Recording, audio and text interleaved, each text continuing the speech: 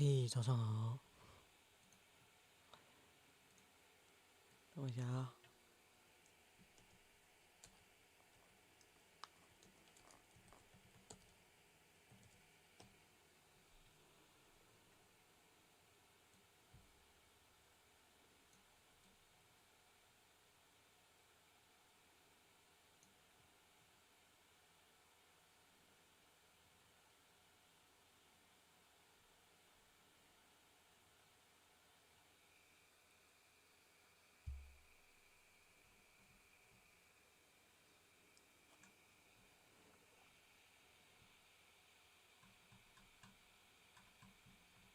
但怎么今天封面不一样？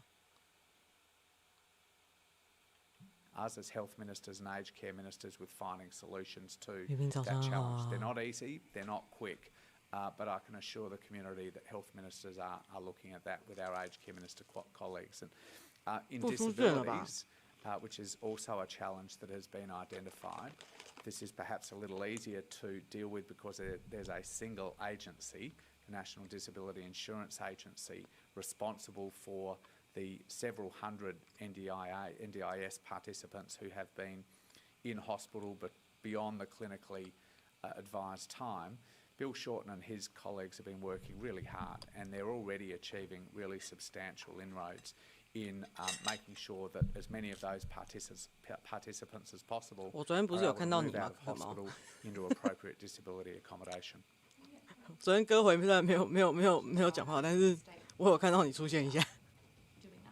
Well, I think I've tried to be honest with you to say that we recognise this is not easy. It's not going to be quick. We're talking about 3,000 aged care facilities run in the most part, particularly outside Victoria, by private providers. We have to engage with them. We don't have a single agency responsible for all those participants and their placements in the way the NDIS does. Yes. So, I mean, the state health ministers and the state premiers, frankly, through National Cabinet, have been wanting a dialogue with the Commonwealth about ways to make that transition or improve those care pathways, and that's a process that's still underway. Yes. On the 10 million vaccine doses on order, could you just outline what those vaccines, like which specific vaccines they are and how many of each? And over the last few months, Pfizer and Moderna overseas have indicated they'd potentially be exponentially increasing their COVID vaccine prices. Is that something that worries you at all? Well, we have existing contracts with both Pfizer and Moderna, and I think I've spoken about this publicly before, we've been working very hard with both of those companies in good faith negotiations to substitute the old vaccines, if you like, the original versions of the vaccine for the new Omicron-specific vaccines as part of our existing contract, which have existing prices attached to them.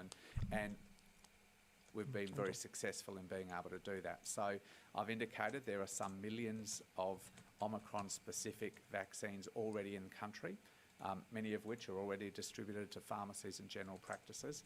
And on top of that, over the course of the next couple of weeks, the Pfizer BA4, BA5 Omicron vaccine, 10 million doses of that. 换一下，换一下。对嘛，这个才是嘛。Only because he's elder than me, so he's just him, his wife, no one else. And what have you heard about people hearing them speaking from beneath the rubble? Well, some people, they're asking help or just, probably using like a stone, something, trying to make noise so that they are there. But however, the people are helpless and they cannot help. It's very sad. And with your cousin as well, there are no rescue workers who've been able to, there are no rescue workers working on the building that he's in at the moment? Not yet. And what are you hearing? I contact them. Sorry.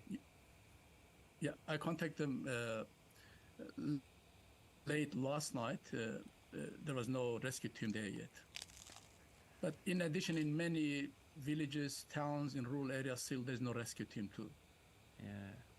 Yeah, because we have been hearing so much about those bigger cities, but yeah, the thoughts were always with how many other little towns and communities around that area have been really badly hit by this as well. And complicating things is that the weather conditions. What are you hearing about the weather conditions there now? Well, it's frozen, and as you show on the screen, very difficult for the people. There is no power. There is no not any support yet because the disaster is very, very big, and I don't think so. The government is able to reach out the all disaster area, but it is bigger than what is being, I think, presented on media. Yeah, I mean, we've seen images of so many buildings down, but yeah, you get the impression that there are so many areas that authorities just haven't got to yet, where there is just so much more devastation like we have seen. And what are you, taking into account that your sister and your cousin were in buildings that were not particularly tall, are you're holding out hope that they will have survived? Yes, I'm holding that hope, not just for many others, because human are human. Doesn't matter whether they are my relatives or not. I'm still suffering for all of them, even not just human, animals. Yeah, it's a very, very, very big disaster. Oh, And so you were born over there. How long did you live in Turkey? And what was the ongoing awareness of 好像初步 earthquakes 估 while 计， you 我看 lived 他跑 there? 那个初步估计好像有超过7000 I lived in Turkey till the age of 死， 27. 好可怕。 I came to Australia in 1987. Although there were many disasters before that, I don't think so. As a Turkish community, 我一直撞到我麦克风 I mean, in 虽然 Turkey, 脸很尴尬。 and our governments, not just this one, the previous governments as well, took the necessary all steps. Still, they are not fully aware how where the problem exists and what will be the consequence if they don't take the necessary steps, for facing such tragedy, such disasters. And how frequently have you visited Turkey over the years since you moved to Australia? And how is it for you seeing your homeland devastated like this? Well, with tears, and I couldn't sleep till 2 a.m. last night.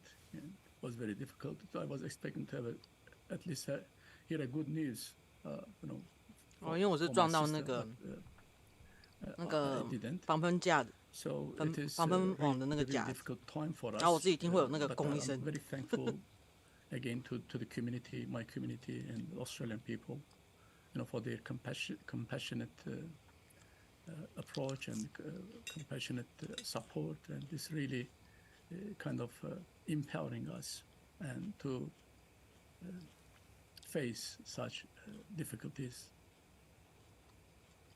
Okay, so Joel, thanks so much for talking to us. Our hopes are with you that your sister and your cousin will be okay. And thanks so much Thank you for so much, talking to Joe. us this morning.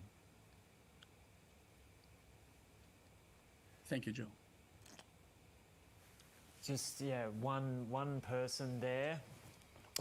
You can see the impact of that, and multiply that by thousands and tens of thousands of people around the world who are hoping their loved ones will get out of that rubble okay. Yeah, the scale of that disaster in Turkey and Syria is just enormous.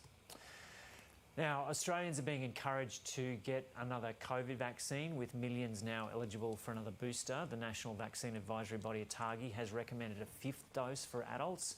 Political reporter Stephanie Boris joins us now from Parliament House in Canberra. Steph, so run us through the new guidelines.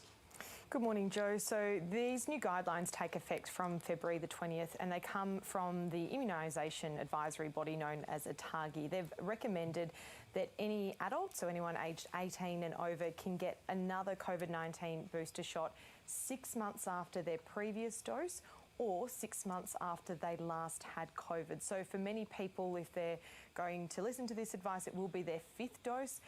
Likewise, though, if someone hasn't had their fourth dose yet, this same type of advice 澳洲要打 now 第五 applies in 剂 terms 了 of that 好可怕哦 6-month 他们 wait. 出老口 There are 我到现在还没去打第 Omicron-specific 四剂耶 vaccines that have been manufactured by Pfizer and Moderna. The government says that it's bringing in millions of more over the coming months as well. And also that there are funds set aside for another campaign to try and ensure all Australians are aware of the new guidelines and go and get that additional dose. 说 At the 第五 moment, 季 as 专 it 家建议， stands, 他们那边的 there's 专家 about 建议 14 是 million 确诊 people 后 that 6 have 个 gone 月 more than 或 6是 months 第 since 四 their 季 last shot. 打满 So 6 it's 个 quite 月 a few 后 people that need to get back through the doors of 那 either 蛮久的 GPs 那 or 半年才能再打第五 pharmacists. The 剂 Chief Medical Health Officer 没特 Paul 别讲 Kelly 他们只有 today 说 has 打第五剂 said that this new advice issued by ATAGI has been accepted by government. It's quite different to previous advice that we've had from them in terms of moving to a time since last boost, whether that's due to a vaccine, the last vaccine, or the last episode of COVID-19. And it is based, as always, though, from ATAGI advice on the best evidence, comparison with international experience, and that's what we have right now. And Steffi, what's the new information about this latest wave of COVID that started around October? Yeah, so we're looking at the last Omicron wave, and Professor Paul Kelly was saying, you know, while the figures were still high, they were less for an Omicron wave versus previous waves, and he believes that's because so much of the community is vaccinated, and also an element of that too is so many people have had COVID, so that's stopped them getting it anytime soon again. In terms of actual figures, 1 million people registered that they had COVID, but of course that's not mandatory anymore. So the government and health officials believe the actual figure is more around 3 to 4 million people. The death rates, there's around 2,600 Australians that have died with COVID since October, and about 800 of them are aged care residents. So in today's announcement as well about that additional dose, there was the message said time and time again the importance specifically of really targeting those older generations. So the government's also announced a financial incentive that will be provided to GPs and pharmacists that go into aged care centres to ensure those residents do get this additional booster shot. Okay, turning now to the Reserve Bank's decision to lift interest rates today. We've heard from both political parties raising concerns about people defaulting on loans.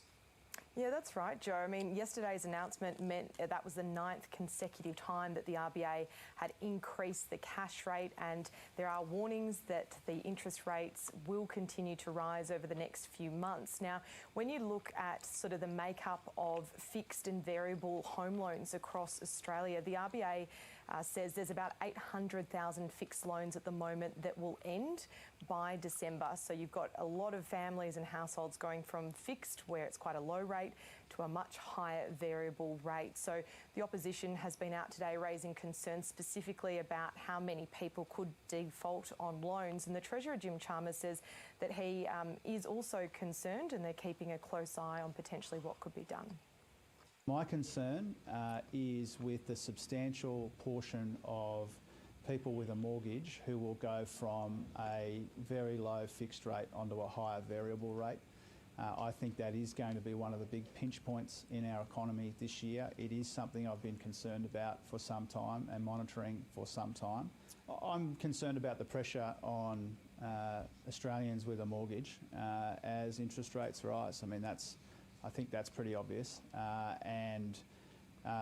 You know, we haven't yet seen large-scale, broad-scale defaults on loans, but people are under increasing pressure.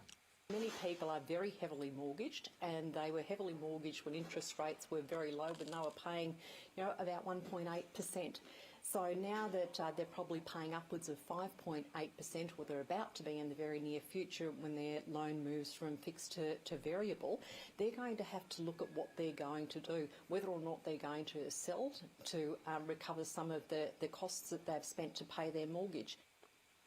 Acknowledgement there from both political parties that households are hurting with these cost of living pressures. Exactly what can be done? Well, the government says it is introducing cost of living measures, but they have to be specifically targeted to ensure it doesn't affect inflation, and we see that rise even further. Okay, Steffi Boris reporting there from Canberra. Liberal MP Bridget Archer has thrown her support behind the Yes campaign for an Indigenous voice to Parliament, saying current efforts to close the gap are not working. The Liberal Party has not yet outlined its position on the voice ahead of a referendum later this year and has instead criticised the federal government on the level of detail released. Ms Archer says she doesn't believe her support for the voice is in the minority within the Liberal Party. I've talked to other colleagues who, certainly have indicated that they are broadly supportive of a yes vote. Look, I think it's really very simple, and I think the question that we're asking Australians is pretty simple. Do you think we should recognise First Nations people in our Constitution? Yes. Yeah. It's a simple proposition. The federal government has been criticised for attempting to extend offshore processing on Nauru for another decade. A law allowing the Pacific Island to be used to process asylum seekers lapsed last October, and the government has sought to rush legislation through Parliament to restore it. The government insists it's committed to regional processing and says the system has helped to disrupt the people smuggling trade. US President Joe Biden will deliver the annual State of the Union speech later today as he prepares to announce whether he'll seek re-election. It'll be his first address to Congress since the Republican Party retook control of the House of Representatives. North America correspondent Jade McMillan has more from Washington. Well, Joe, this is an annual address that a US president makes to a joint session of Congress. There's normally quite a bit of political theatre involved, but it's also a chance for Joe Biden to speak directly to millions of Americans. This is usually the largest TV audience that a president will get throughout the year. And so while we're not expecting Joe Biden to use this speech to formally announce whether or not he's running for president again in 2024, it's still an important opportunity for him to try to get his messages across. And this comes at a potentially quite challenging moment in his presidency. Republicans took control of the House of Representatives following last year's midterm elections. It means that they can pursue a series of investigations into Joe Biden's administration and into his son, Hunter Biden. There could be a showdown looming over the national debt ceiling, and polling suggests that Joe Biden's personal approval ratings are still quite low, and that a significant proportion of Democrat voters would prefer that he isn't their nominee for president next year. So, as I said, while we may not get an official announcement as to his political future, the stakes are still high here when it comes to laying out his agenda for the next couple of years. Cody Keenan is someone who understands very well the amount of work and the pressures involved in preparing a State of the Union address. He is a former speechwriter to Barack Obama, and he had this to say about what he's expecting from Joe Biden tonight local time. You have to look at the political reality, right? Now we have a Republican House of Representatives that's going to make it almost impossible to get anything done over the next couple of years. So I think what he's going to do is use it to, he'll keep talking about unity and getting things done. And he's actually got a record of bipartisan legislation. He signed more bipartisan bills into law in his first 2 years than Trump or Obama did. And what you kind of want to do is frame up for the American people, many of whom are tuning in, for a rare occasion. Now, Sarah Huckabee Sanders, the former Trump White House press secretary, who is now Arkansas's governor, will deliver the Republican response to Joe Biden's speech later this evening. We've heard from other members of the party earlier today who've pointed to issues like inflation, like immigration policy, and also the recent saga involving the Chinese surveillance balloon that was shot down by the United States. They've pointed to those issues to argue that Joe Biden is今天他在美国的演讲里面宣布会不会继续参选下一任总统。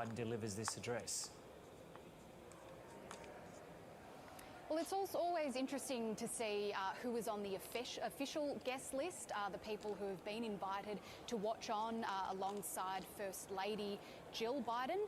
Among that crowd will be Bono, U2's lead singer. He's here in recognition of his work in trying to fight against HIV/AIDS. We're also expecting to see family members of Tyree Nichols, a man who died after being beaten by police in Memphis. His His parents have really tried to use this trip to Washington so far to call on Congress to pass national legislation to prevent police brutality. Another person that people might be familiar with is Brandon Say. He was the man who disarmed a gunman in California last month who had earlier shot dead 11 people at a dance studio near Los Angeles. So Joe Biden also expected to touch on gun violence, measures aimed at trying to prevent gun violence as part of this speech tonight. And you can watch the US President's State of the Union address live and in full on ABC iView at 1 p.m. Eastern Daylight Time today. Now it's time for the weather. Here's Nate Byrne. Queensland was battered by some severe thunderstorms, certainly over the last 24 hours, though this morning those warnings were cancelled. We aren't likely to see more wet and stormy weather across the state today.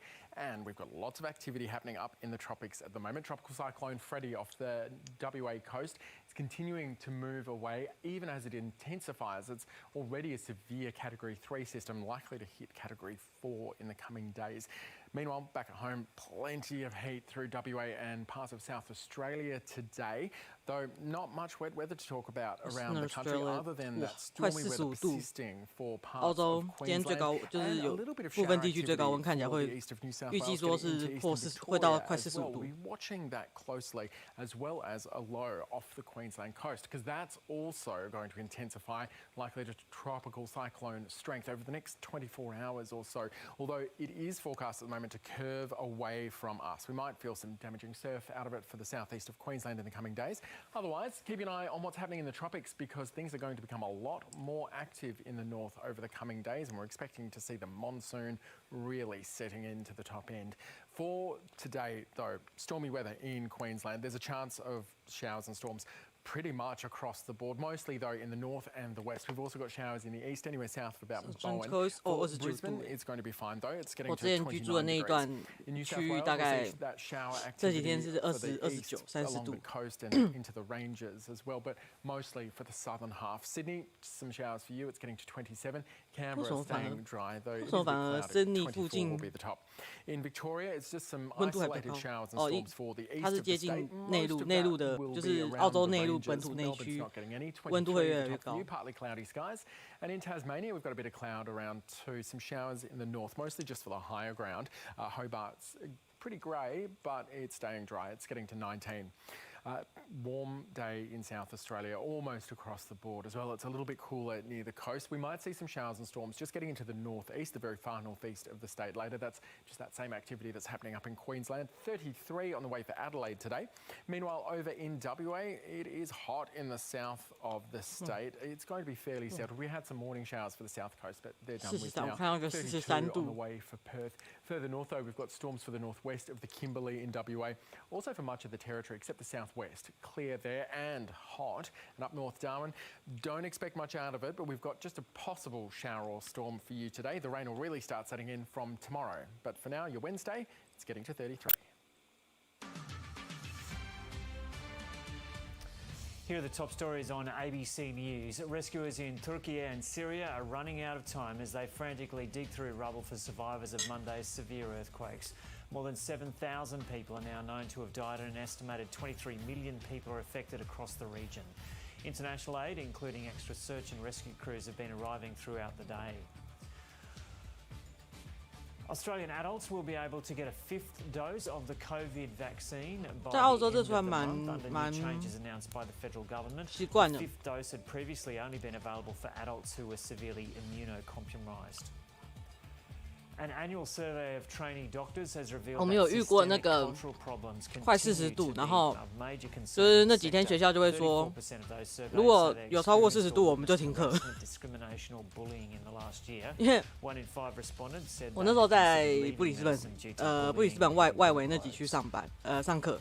然后那边如果连那一区都已经到40度了，应该刚刚我在看43度的那几个区域，应该会落到快50度。Some pundits expect him to hint at whether he'll run for the job in 2024. The United Nations says it's particularly concerned about getting aid for earthquake victims into the northwest of Syria, which has been ravaged by years of conflict. And there are warnings from the charity UNICEF that thousands of children may have died. Rescuers have pulled out a newborn baby from under the rubble, the sole survivor of her family. Layer upon layer of Syrian cement, entire streets smashed in this seismic shock. Layer upon layer of crises, this country broken by more than a decade of war. A people living on so little. Now, even that little is lost, buried in this rubble. And then, this moment, a newborn baby pulled from the ruins. Even more, her umbilical cord had to be cut from her mother, her dead mother. Today she's being kept alive in this incubator. We received the baby yesterday at 3 p.m. with bruises and abrasions all over her body. She was exposed to severe cold. The child was warmed and was given calcium and a sugar solution. Her condition is now stable, thank God. 我刚才看新闻说，我不知道你们有没有人听懂，那个好像是有妈妈在地震后或地震前刚好当下之类的生产，然后刚刚救难队救出了一个新生儿，妈妈已经死掉了，然后那个新生儿是新生到就是脐带还跟妈妈连着。There's a space just big enough to escape. What relief for this little Kurdish boy. Another child, almost buried by rubble. She made it out, saved by rescuers known as the White Helmets. They've spent years pulling survivors to safety after airstrikes by Syrian and Russian warplanes. This earthquake struck every side in this war, including the northern city of Aleppo. 这妈妈也是厉害，因为时间上来算应该是地震后生产。今天是第48小时嘛，就是正在进入第48小时。With only enough to survive. The worst of the worst is in 土耳其这次 opposition 真的很 areas. 可怕。 People can't afford to buy a loaf of bread, so how will they rebuild their homes? Some had saved money to build a house or buy a car, and they were all destroyed by the earthquake. NGOs are not offering any help. A nation reeling from a natural disaster is also a political quagmire. Getting aid to Syria means crossing front lines. But in this brutal war, 也不知道该说那个小婴儿是幸运还是不幸。 And in the midst of all this, 他出生就可能是孤儿了，因为妈妈好像已经 And joining us now from Gaziantep in Turkey 没有 is 生还 Aykut 迹象。 Şengül. He's a search and rescue manager leading a team on the ground. Aykut Şengül, welcome. So where did you fly or drive in from, and when did you get to Gaziantep? Thank you so much for your concern for tonight. Actually, it's 3:30 a.m. in Turkey, and our teams are, as you can see, on the field. We flew from Istanbul city to here after we heard about the earthquake happening. Our team is actually a group of members of around 800 people, of whom are all volunteers that have been well trained by the Ministry of Internals and also being accredited. So we are helping our people in Gaziantep city now. And Aykut, explain for us what you've witnessed there. What is the extent of the devastation? Well, the biggest earthquake we have seen so far before this one was in 2020 in Izmir city, but this one is catastrophic. So it's not only one city. We are talking about a magnitude of 7.7, which affected 10 big cities in the south and southern eastern of Turkey. I can say Turkey or the continent of Anatolia has never faced this kind of a big catastrophe, maybe for the 1,000 years. And tell us about the building behind you there. How many stories was that, and why have you chosen that as a building to work on? Thank you. Well, this building was about 10 floors. With two we can talk about like 50 houses in 10 floors. And why we choose, we didn't choose this. The Ministry of Internals, the rescue team, the government rescue team, issued us to come here and take the control and to lead the research and rescue, because we need all well-trained people in Turkey now to do the right thing, to not to risk the people's life, and to help as much as people we can do to save lives. And that, I think you said that was a 10-storey building behind you there. Have many survivors been pulled from that building in particular? In the first couple of hours after the earthquake hit, 我刚才听好像是10层楼的建筑，那真的是蛮高，连10层楼建筑都直接坍塌了。being helped by the other people. And since so far we have been working, this is our second day in here without no sleep, but unfortunately we still didn't get any survivors yet. But we know that we never give up hopes. We remember 3 years ago we saved a little baby after 96 hours of the earthquake. So since we got the last floor, we never give up hopes. And what's your strategy with that building there now? Have you got people over and inside it trying to find people? Yes, of course, we are using both technology and the trained dogs, and we are pointing out where the victims are, and we are also we have the architects, which we talk frequently, how to manage this debris. So we are making holes, we are making the removals of this debris. So it's all with techniques and technology, and of course with the power of the dogs. And how many bodies have been found in the wreckage of that building so far? As far as we have been informed, because of the 50 houses that we are talking about, 10 floors, we can assume that there could be around 150 or 200 people living in this building. And so far, we cannot say any deaths, because we still didn't get any people here yet. So we are still working, 3:30 a.m. in the morning. We will see what will the outcome be. And Aykut, you haven't slept since you got there to Gaziantep? No. No. And yeah, so you will keep going for a couple of days yet, huh? Yes, because it's our duty to save lives. We can sleep after everything is finished. And we were speaking to someone before about the city of Adiyaman, which has been devastated, and there are no official rescue teams near his family members. Do you expect there are many areas where rescue teams have just not got to yet because of the huge scale of this? Yes, people are coming. Thanks to our government that they are with the management of the Turkish Airlines. They make everybody fly to the cities that have been affected free of charge, all the members of the search and rescue teams. Day by day, people number 好像还有区域没有办法送，就是好像还有区域还没有办法搜救到今天为止。因为刚刚早上一开始看到那个新闻内容，就是有一位在澳洲的学者，他的家人听说还没有，就是他家人所居住的那区，听说还没有救援队到达，可能真的是受灾地区太多太广，人力真的不足。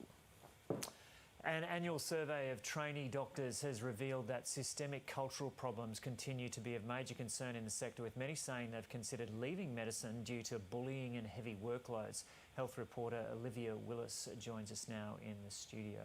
Olivia, g'day. So take us through some of the findings of this survey. Yeah, so this is the 4th year that the Medical Board of Australia have run this survey. Basically, they asked junior doctors across the country about their experience in education and training.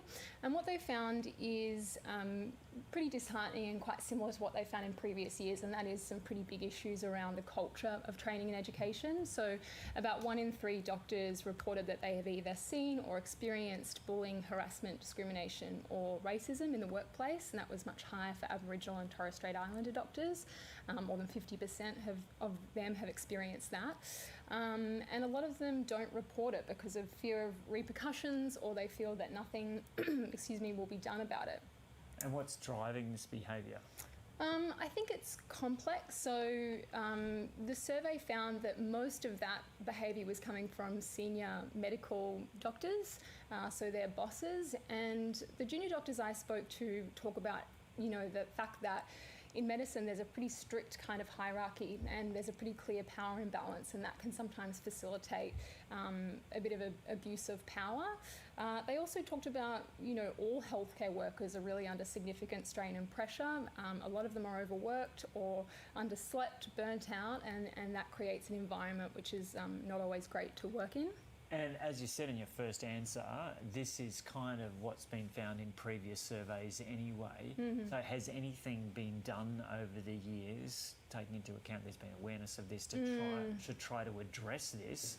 And if that hasn't worked yet, how are things going to change?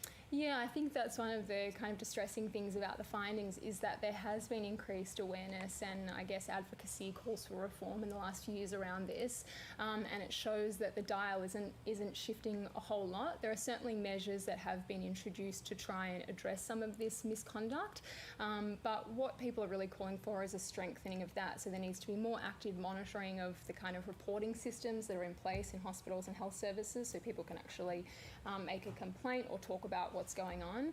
And there's also some calls that perhaps it requires legislative change, so hospitals actually being accountable for the well-being of doctors and all healthcare staff to make sure it's safe for them to go to work. And if people want to see more on this story, where can they go? Yeah, just the ABC News homepage. They'll be able to find the story at the top. Good stuff. We'll have to leave it. Thanks, Olivia. Thanks. Almost 12 months on from the southern Queensland floods, homeowners are reporting steep rises in insurance premiums, even in areas that weren't directly affected. It comes as authorities and insurers meet to find ways to reduce costs. Michael Clare's Norman Park home is in a flood zone, but made it through last February unscathed. For the water to reach floor level, it would have to be 5 metres of water.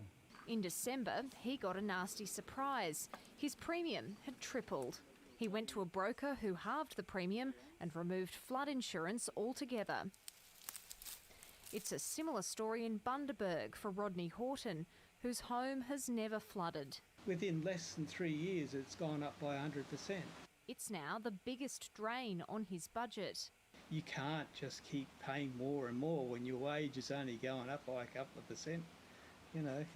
我现在看他们说，因为去年澳洲大淹水嘛，然后有些地方好像听说是在淹水区域，看起来他们说是在淹水区域，但是从来没有淹过，所以有些人就已经因为那个他们好像有个叫做那个淹水保，就是淹水相关的保险，然后他们就有些屋主就把那个保险给解除掉，因为那个保险费用其实蛮高的。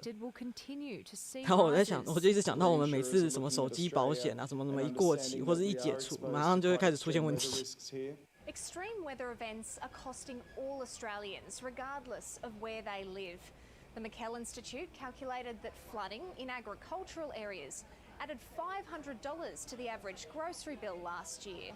If the household costs keep rising, Rodney Horton says his insurance will have to go. You spend your life paying insurance and then, a storm's going to come. You haven't got insurance because they just made it impossible to pay it. Jemima Burt, ABC News, Brisbane. 不过听说主要是因为，看他们的说法，主要是因为那个保险费用真的太高了。Well, we've heard the two big banks, so the National Australia Bank and the ANZ. 但是那种淹水的相关的天灾应该是没办法算这么刚好，只是有时候就会觉得 Usually when one big bank moves, the others all follow. But we haven't seen that happen except for last night when we saw ANZ and NAB move. Holy shit. It is also a question of 澳洲房价又要涨了。 public image. There's a lot of heat on the banks right now, especially with the mortgage cliff facing us. So just recap, ANZ has passed on the 0.25 percentage point increase to savers, but National Australia Bank hasn't. We have been seeing that there's a lag in passing on or not passing on the rate rises to savers, which the banks have been criticised over. Now, economists are forecasting more rate hikes this year after the central bank yesterday lifted the rate to 3.35%, a 0.25 percentage point increase as expected. The Reserve Bank clearly stating that more rate rises will be needed to curb inflation, and there's no doubt other banks will follow suit with passing on that rate rise in full to mortgages, but whether or not they pass it in full onto savers is another question. Now, within the last week or so, I think it was, we had the Shell profit announced, and the BP profit has come through now too. This is globally, isn't it? And it's pretty staggering. That's right. The United Nations calls it war profiteering. BP making a stellar profit, mainly because of the war in Ukraine. Its profits more than doubled to $40 billion over the last year. Now, on another issue, the company says it's reducing its 2030 carbon emissions target because it needs to keep investing in oil and gas to meet current demand. Now, that itself is a contentious issue. It's lowering its target from 40% lower to a 40% reduction in carbon emissions by the end of the decade to between 20 to 30%. Now, also remembering BP has oil and gas exploration projects in Australia, and more than 1,500 service stations operate under the BP brand. And what's happening on the markets? Yes, the market is higher today after a bit of a choppy night on Wall Street. The All Ordinaries index up slightly, the ASX 200 also gaining ground, and slightly more sectors lower than higher though. Some of the stocks going down are consumer firms, healthcare and real estate, going up. Energy stocks, miners and banks. Let's have a look at some of the movers. So profit reporting season on Boral is up, it's surged. The biotech Imaging higher in Suncorp up. Its profits came in better than expected for Suncorp, as did Boral's profits going down. Elders, the private hospital operator Helios. 我花了好一段时间才看懂了台湾的股市怎么看。 Let's check out Asian markets now. Nikkei is lower in Japan. The New Zealand market has gained. Now, as I mentioned, a choppy night on Wall Street, but stocks did rally to close higher. Investors also heard from the Federal Reserve Chairman Jerome Powell. The major indices rose. The Nasdaq jumped 2%. Let's have a look at commodities. The spot gold buying around 1,874 US an ounce. Oil prices surging, and the Australian dollar also keeping up. It's buying around 69.6 US cents, and that is finance. Thanks, Sue. 澳币在澳洲降了，这个我看懂了。日币做错了，日币在澳洲降。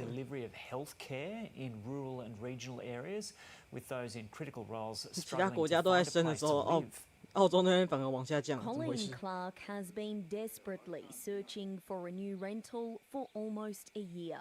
We've just had nowhere to go. I've exhausted all avenues. The 49-year-old nurse works at the Theodore Hospital in central Queensland, but the house she's living in is being sold and she has to be out by next week. I think it's sad when you've got someone like me who's permanent full-time, happy to stay here, who's got the skill and ability, but they're not willing to help me. Rural communities are desperate for health workers, and Ms Clark wants to stay, but says the housing crisis is making it near impossible. It's a critical issue, and we really need to actually have government turn their attention to this, both federal and state governments, because it's having an impact on the delivery of health services. Queensland Health says incentives and support are offered to new employees looking to relocate to rural areas. The Health Minister says plans are also in place to build more staff accommodation. We are looking at where we can build additional accommodation these are conversations we're having with the Minister for Housing, and we're working with, Public Works as well. In a statement, the Deputy Premier said the government is working to improve housing supply and affordability, including investing more than $20 million to support those struggling to find a home in the private rental market. For now, Ms Clark has her sights set on the neighbouring town of Mowra, but wishes she didn't have to move at all. Rachel McGee, ABC News, Theodore. And now we're... 好，我们该来做点事情了。果然，最近最严重的还是那个土耳其地震。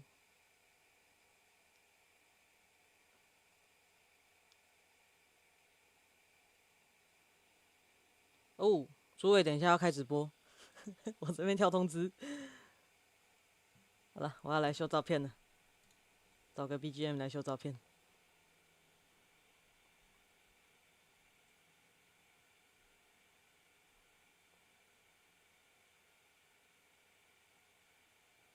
Sky News? Nope, I'm not going to see Sky News with it.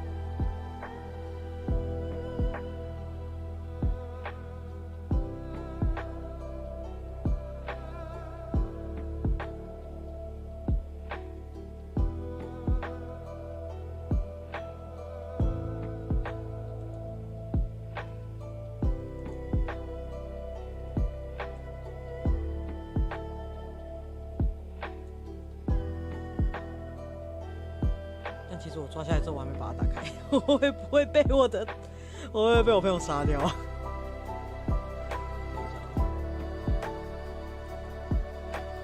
应该有吧？我记得我那有检查，我有下载到，所以应该有啦。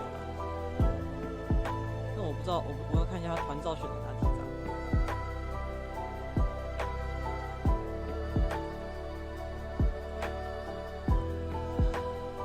这时候就要大喊：“爹，快救我！你选了哪几张？”没有错啦，又是跟我爹啦。看一下那个群组在哪里，笑死。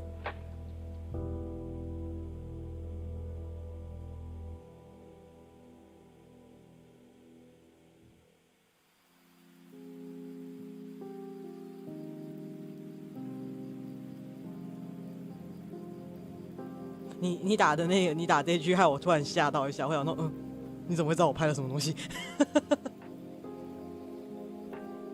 因为有时候我跟我爹讲，我们在聊这个话题的时候，我们都会用这个字，就是这个名字其中一个字，我们会用这样讲，或者有时候我们懒，我们就直接用这个字代替。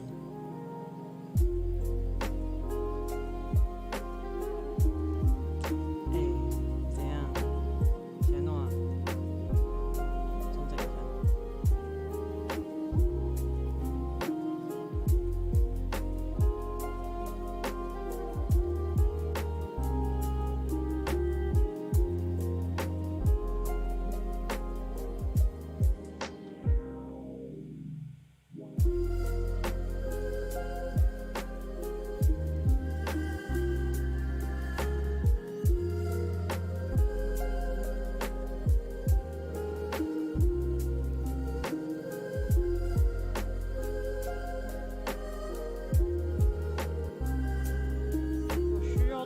修好的照片在哪呀？但是它现在打不开呀，什么意思？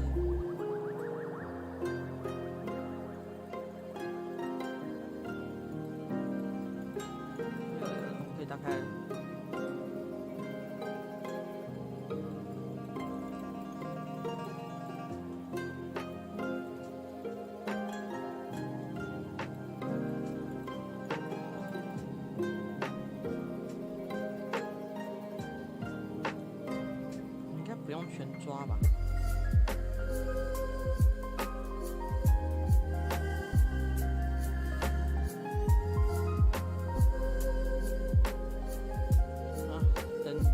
等团照下载的期间，我来看一下我的个照。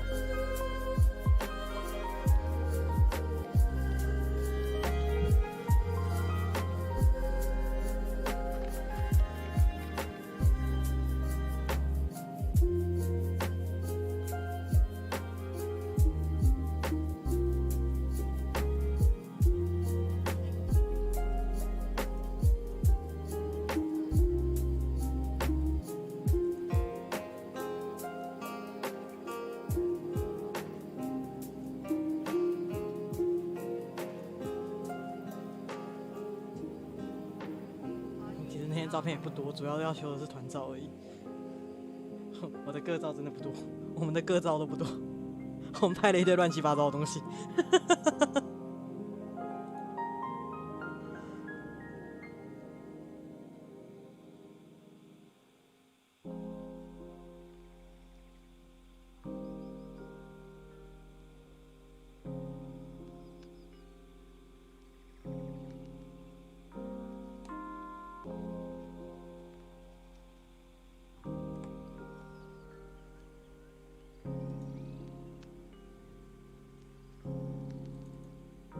速修2张自己，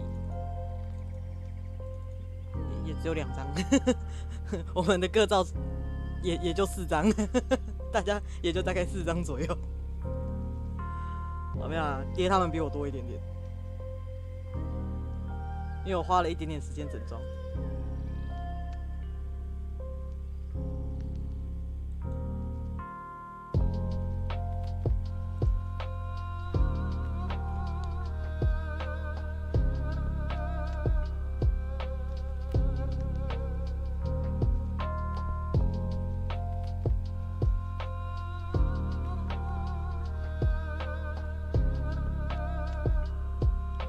怎么突然开始内格了？有没有搞错？我要来偷看自己，用手机偷看有没有内格。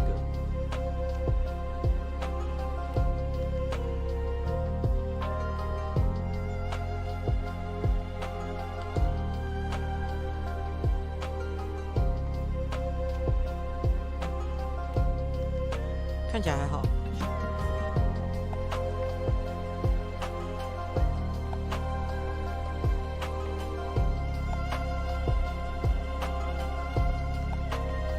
我应该不会等一下异化拉一拉，然后又被谁 gank 到直播了吧？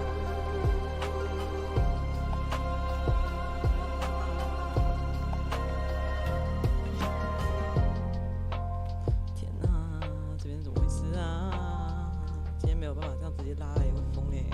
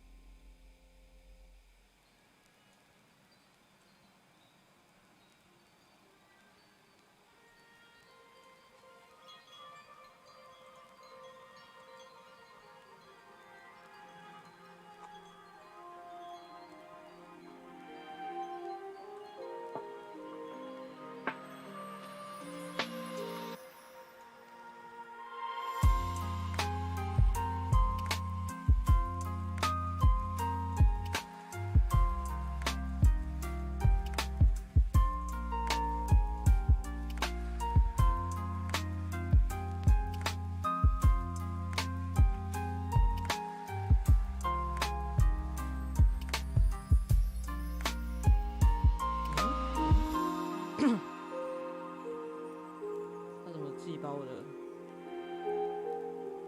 区域变成了那个，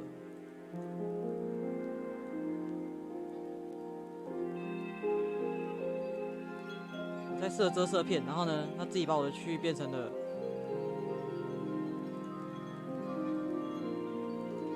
自己把我拉的区域变成。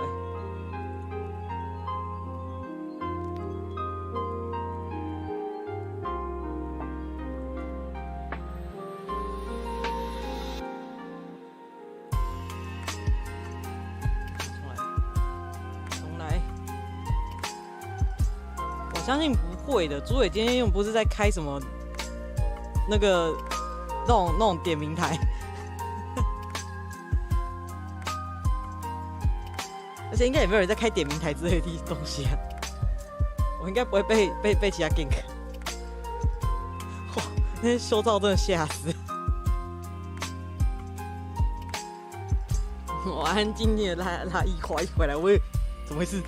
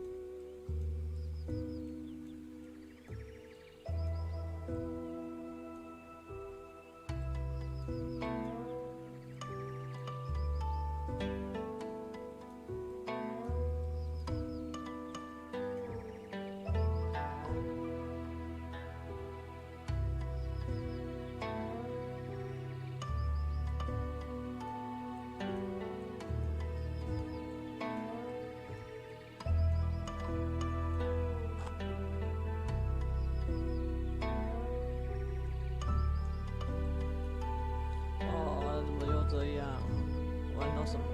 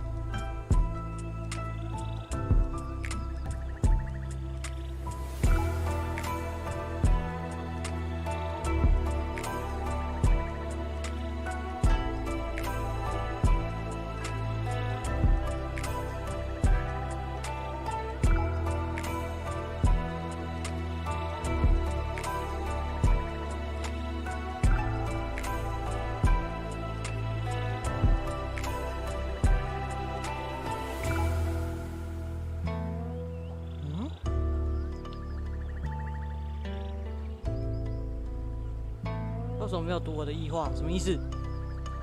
过分！我再拉一个出来。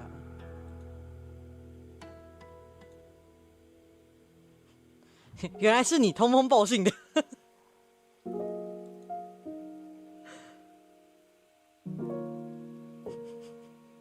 我想说，应该通常不会有人不会这么刚好还知道我在涂吧。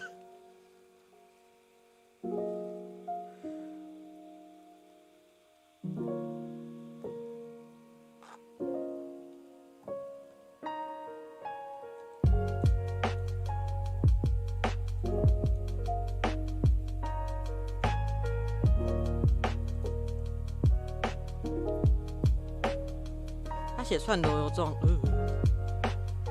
状况不佳，但是我这样看我自己其实没有很累个，好像还行啊。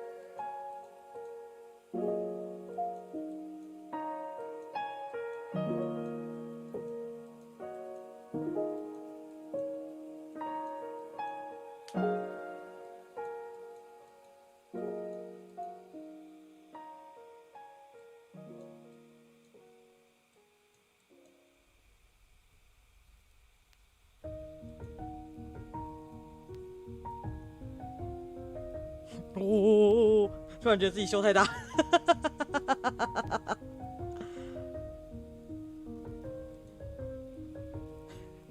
完蛋了，这个前后对比有点可怕。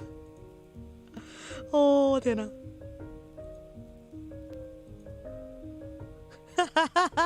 我爹看到照片一定想把我杀掉。我要截那个前后对比给他们看。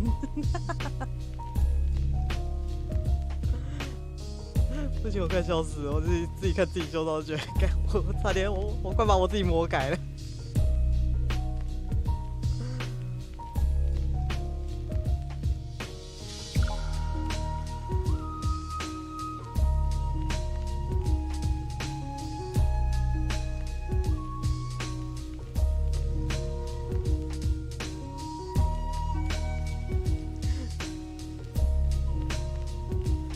笑死！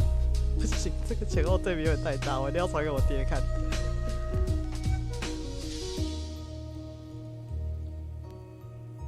什么东西只有今天限定？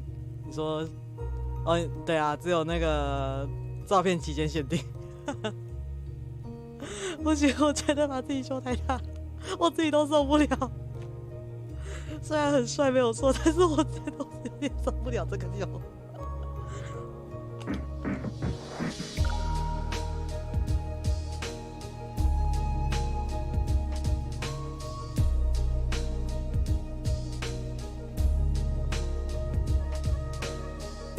把它弄一弄传给我爹看，我把它修的前后多好笑。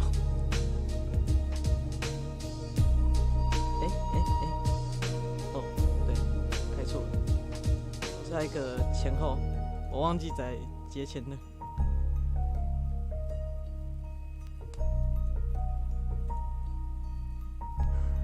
笑死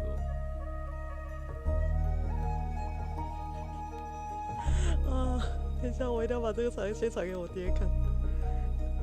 我把我自己修得很帅，但是我觉得这个前后对比太好笑了。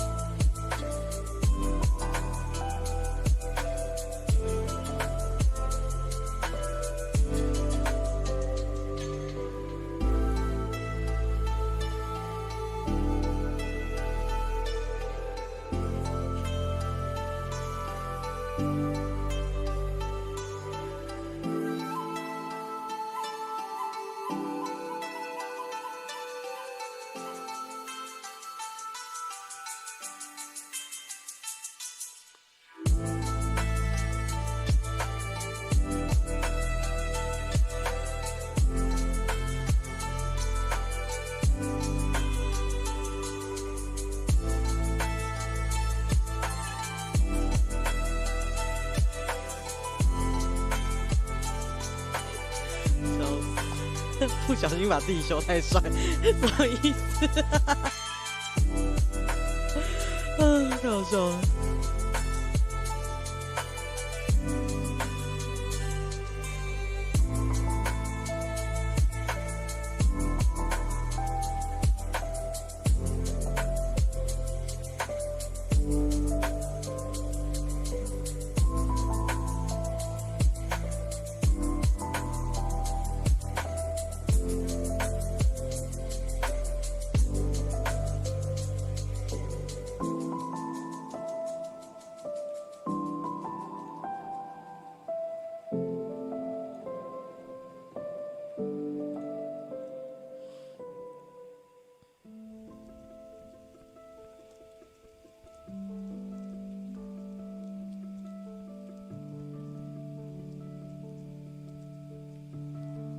我的 BGM 呢？我刚才网络上随便乱找的。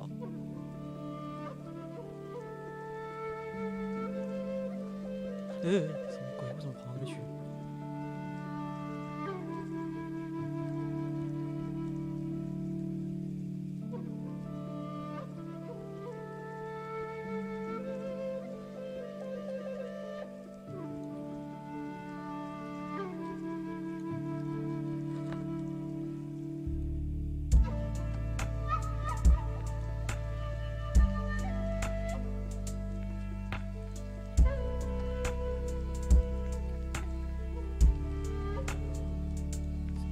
这歌有一点好听耶。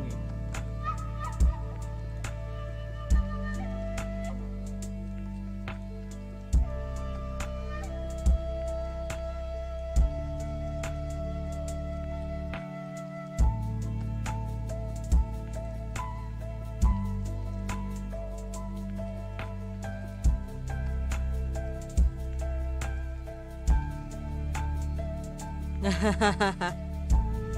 想说怎么奇怪，我不是已经弄，为什么声音一直听起来怪怪，是不是？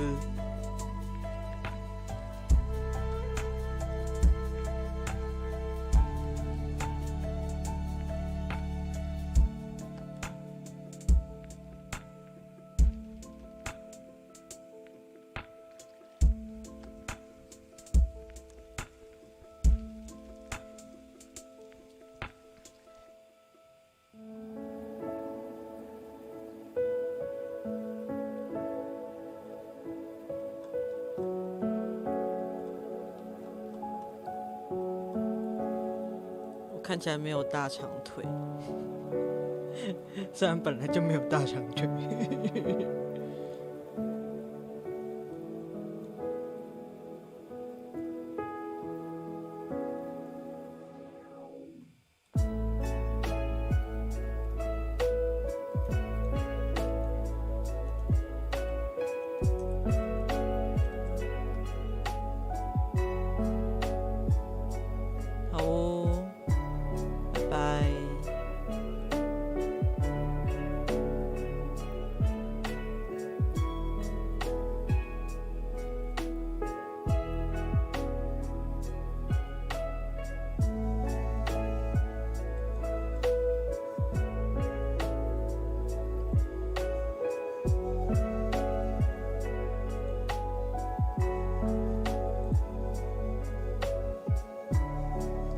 而且他这个是写，他的主题是那个妖怪，这首歌这整个影片是写妖怪，然后写说日本 lofi，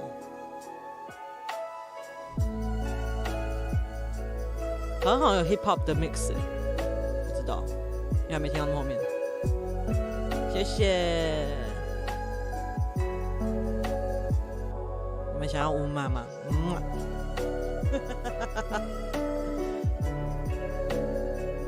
很好说话的袋鼠。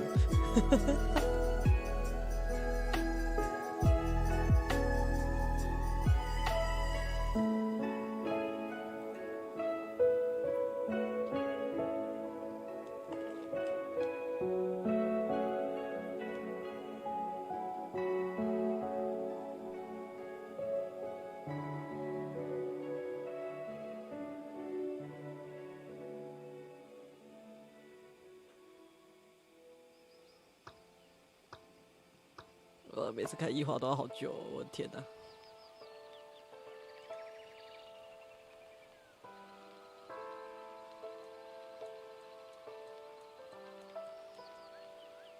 袖子有点太短，导致我看起来像在……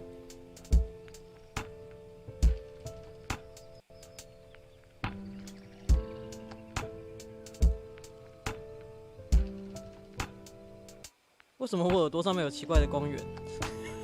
对，为什么我的耳朵上面有奇怪的光源？它跟着我的耳型走，我的天哪！我等一下跟我爹求救，爹救我！这个光我弄不掉。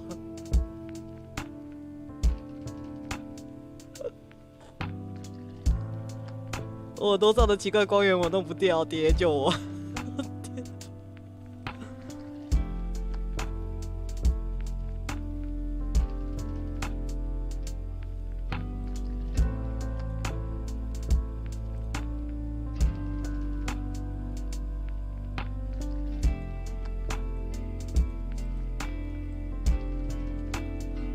我的耳朵上有一个有奇怪的线性光源，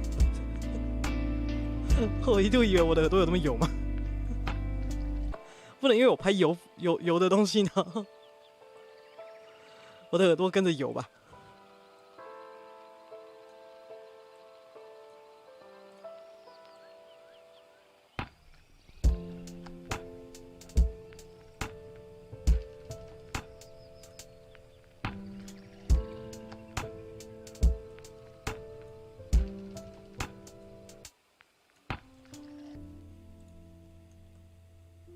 大概把它弄掉。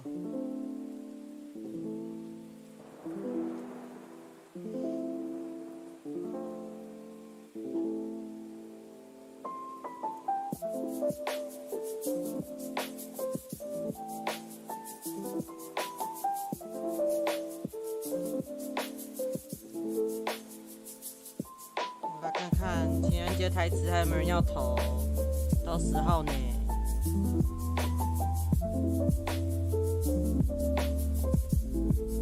没有的话，我要想办法把时间拉到那么长。台词数过少，我就要去找土味情话了。昨天在跟干妈他们讲，然后我说，现在台词真的不多的。然后干妈他们说，可能是大家都不知道，就是可能大家都不知道该怎么投，因为就是不知道要投什么之类的。然后我就跟干妈讲说，那如果台词数不够，我就当天上网找土味情话哦。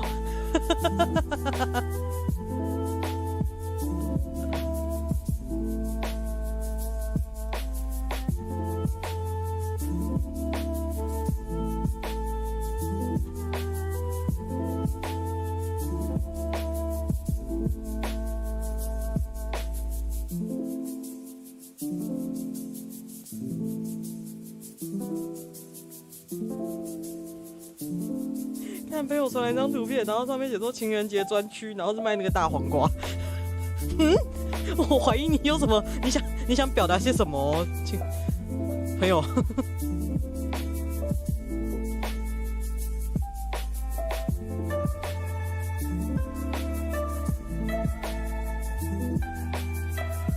阿尔早安。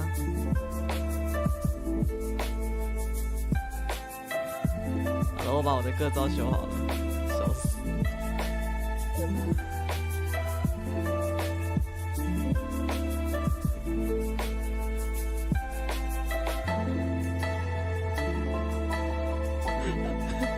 我严重怀疑我朋友想表达什么，但是我没有证据。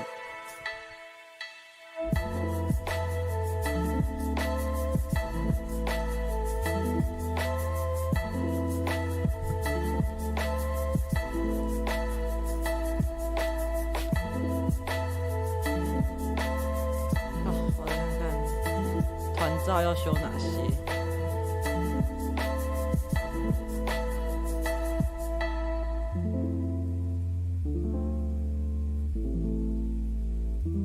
下载到哪里？哦，在这。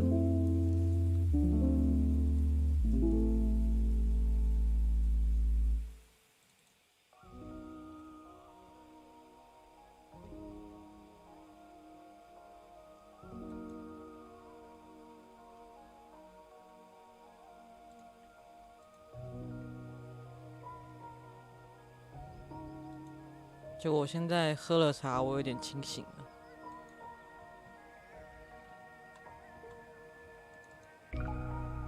团照几张啊？2、4、6、8、10啊，10张还好。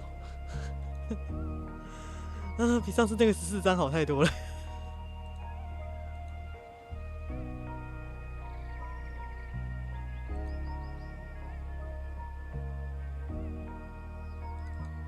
好，14张里面有11张构图完全一模一样，我要疯了。构图一样，然后修照的原因是因为摄影不一样。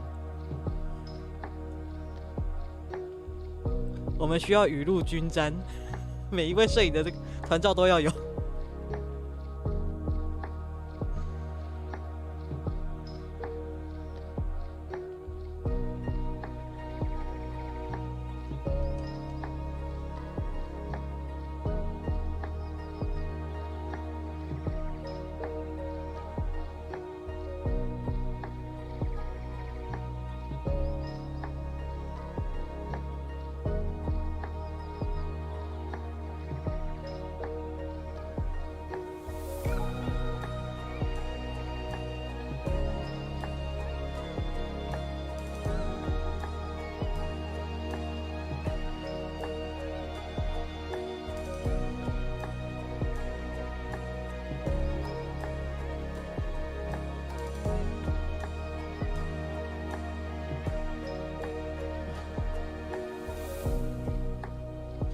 时候我可以有瘦瘦长长的帅气脸。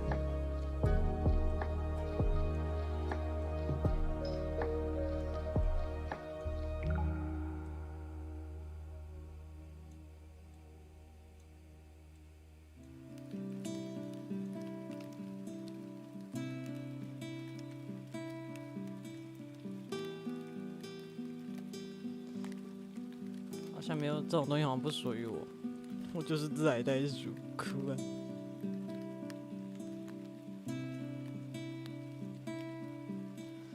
不是我要说，朋友这套帮我做的太华丽了吧？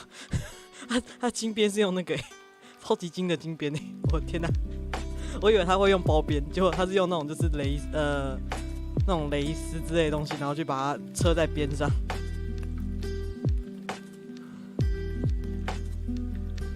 有点过于华丽的朋友。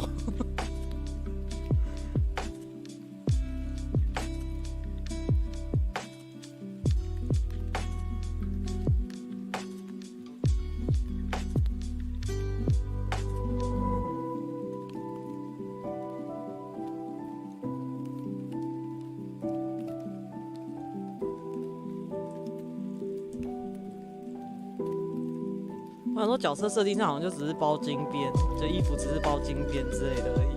然后呢，就我一拿到那衣服，怎么是车那个金色的，那叫什么？金色花边吗？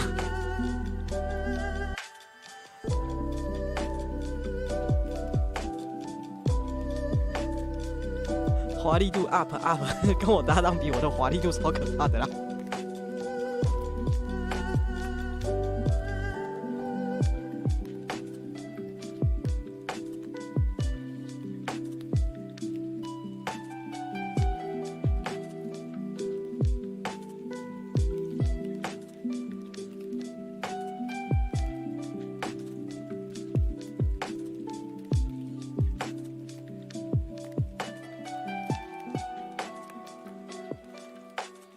为什么我的感应处于休眠的状态？怎么回事？哦，有，我吓我一跳，我想说为什么我刚刚处于休眠状态的感觉，吓死我！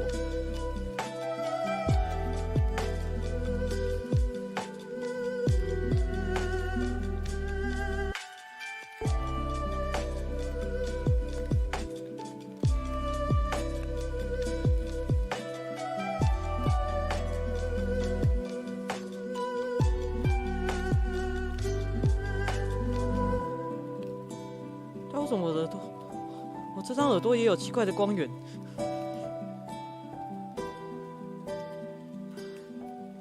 救命爹！为什么我的耳朵上都有奇怪的光源？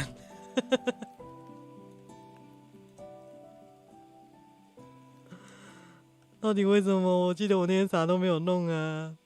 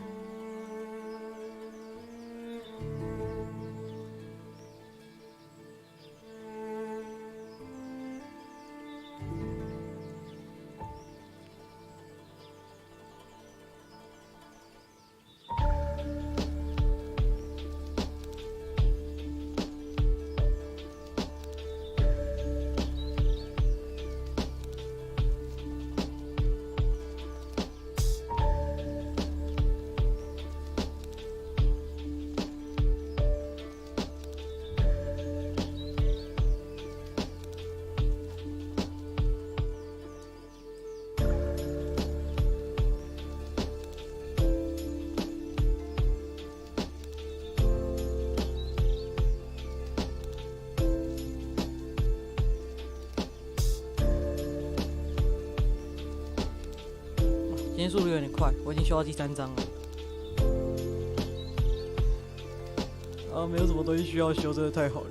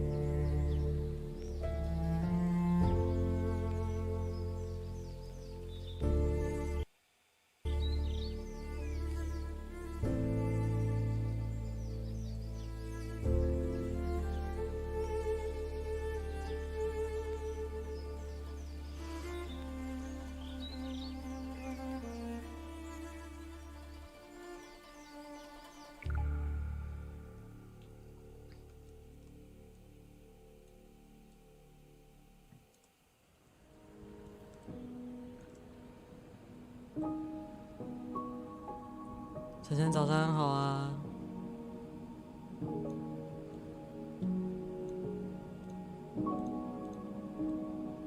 我正在努力把我耳朵上奇怪的光源修掉，到底为什么？我当天耳朵有这么油吗？怎么上面都是怪怪的光源？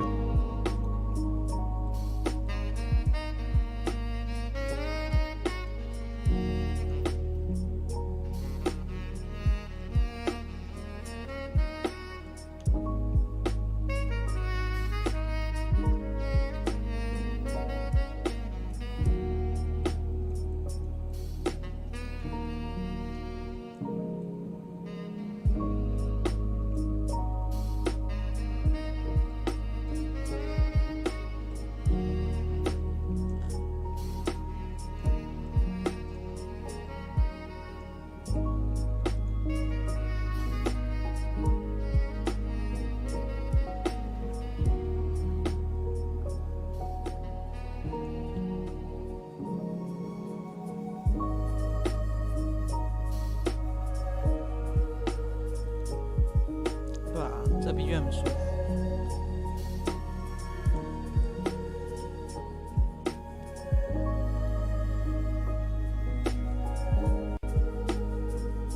我要把它存下来，但是它不能太长的还当BGM，毕竟这还是人家的作品。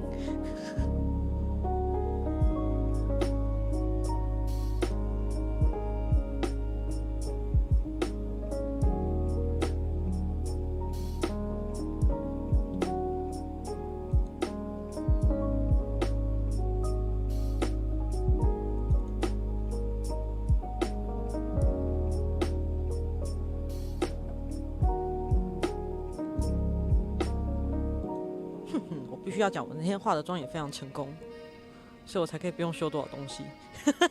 自己在那边讲，笑死。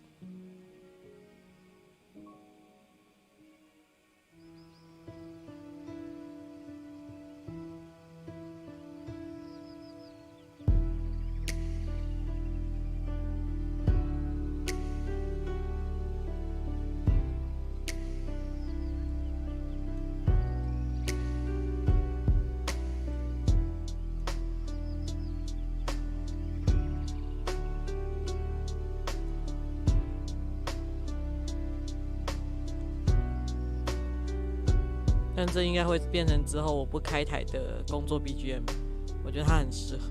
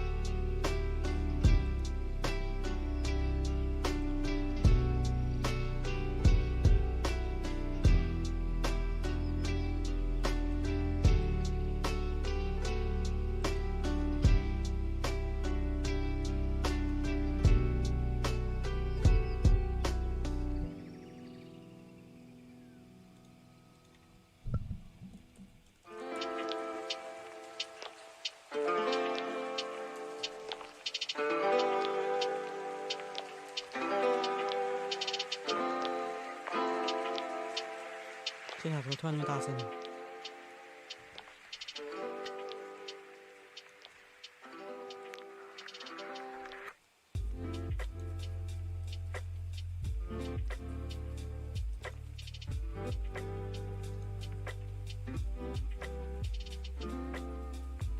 我需要第几张了？1、2、3、4， 4张了，我还剩5。1、2、3、4、5、6，哎，1、2、3、4，对。剩6张，赞赞。为什么一直没跑掉？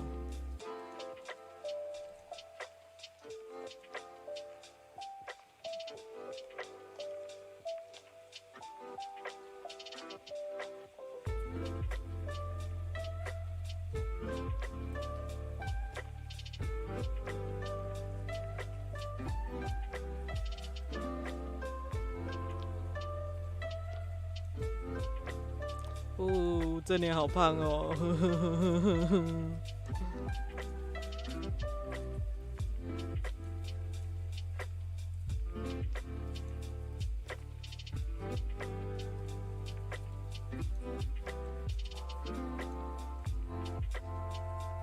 我的正脸怎么声音这么胖？我要疯了！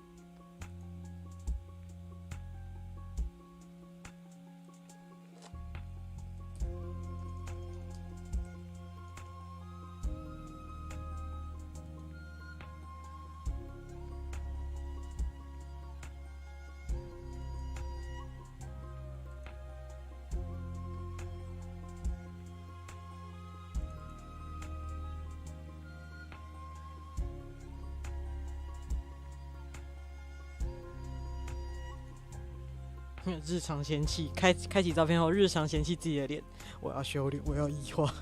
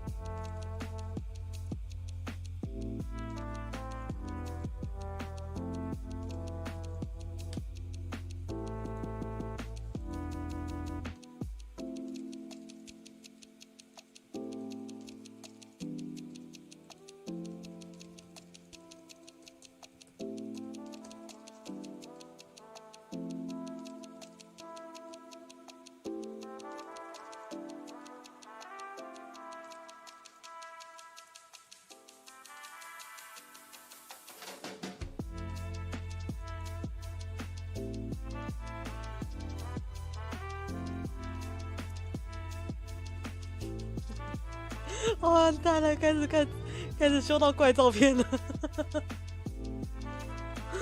天哪，我都忘记我们当时拍过这个动作。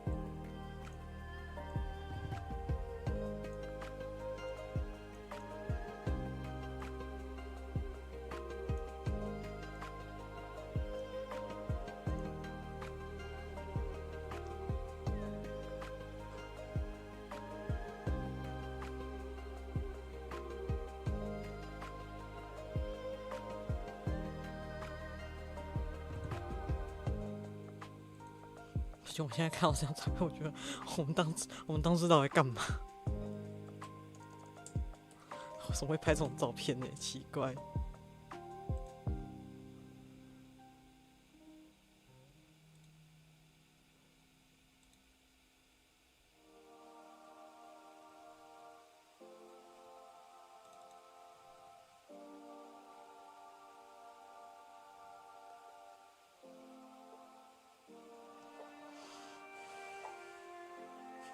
到底为什么还有这首歌的照片？这是怎么回事？谁踢的这首？救命哦！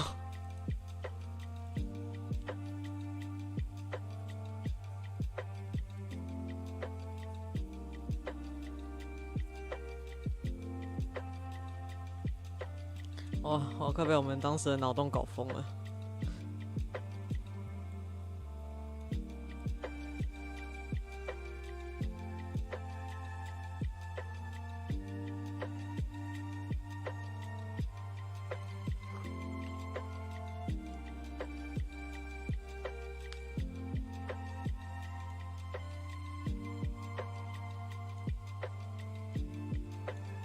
我已经不想管我耳朵上的奇怪光源了，算了，就 let it go 吧。我也不知道什么，它到底，我也不知道为什么会有这种东西。反正它看起来挺自然的，我就不懂了。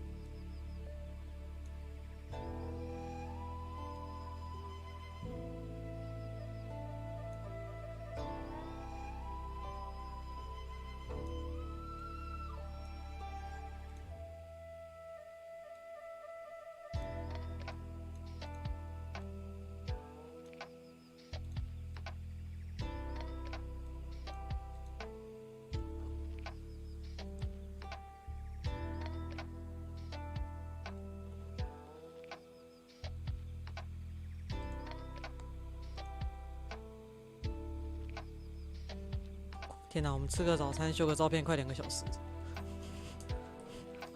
怎么突然觉得这个有点废？天哪，这样就快2个小时了。哦，最后一张了，赞了。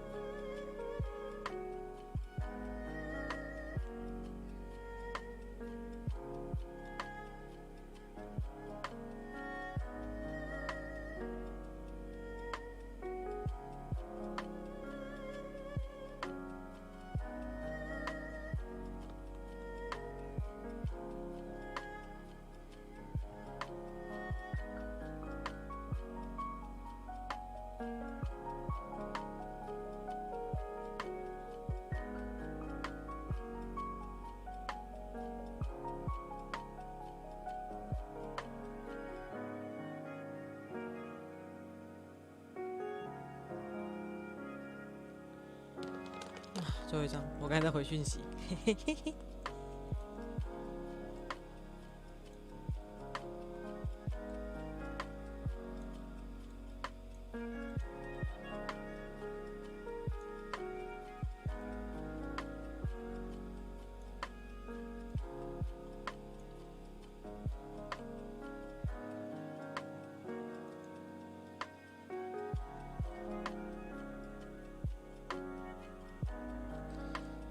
最后一张了，结束之后我们就可以下播了。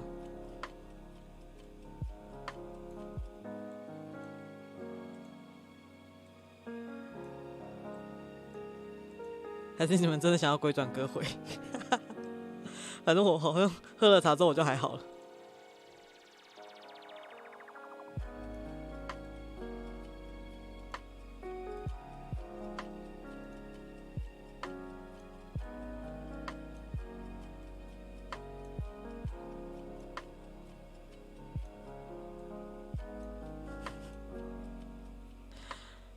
好，等下鬼转2首，鬼转几首再去睡觉。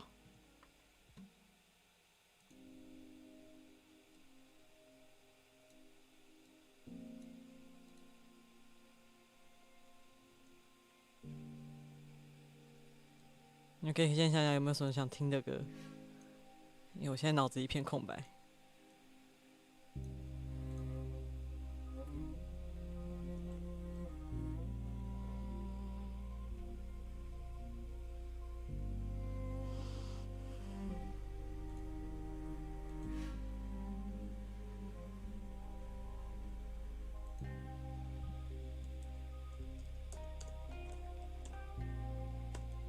修完啦，把它上传就好啦。赞赞。今天左手指月，你们想听我破音是不是？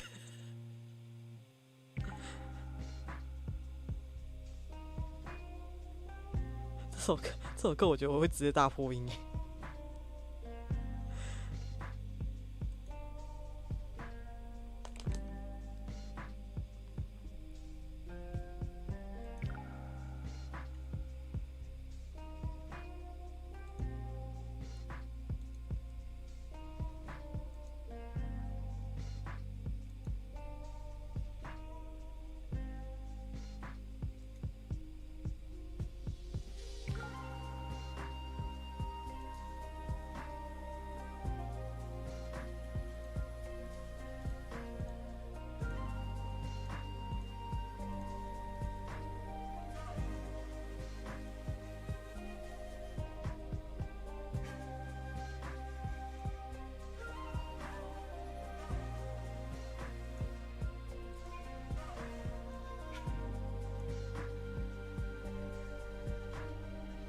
跟我爹讲一下，我修完了。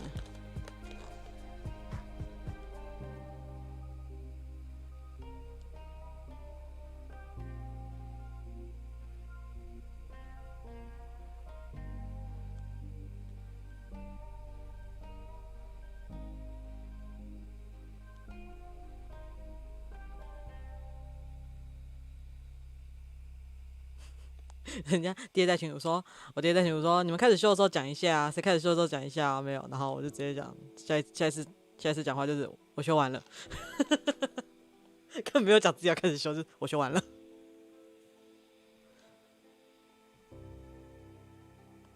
啊，我先把人家的 BGM 关掉。左手指月，你们真的是怪怪，你们真的怪怪。怪怪的，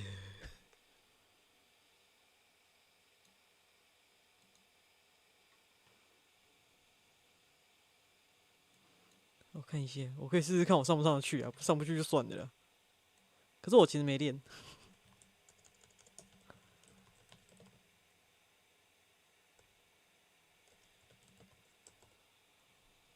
有降 key 伴奏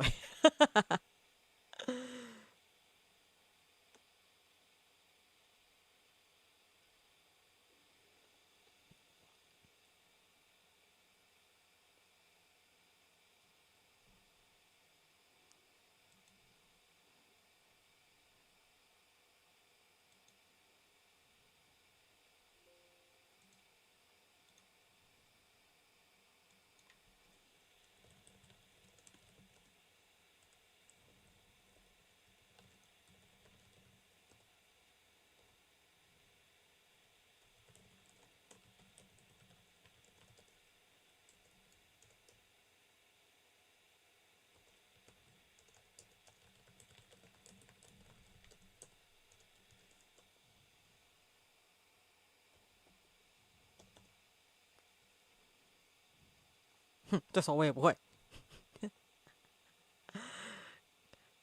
中文歌就是个废物，天才袋鼠的中文就是个废物。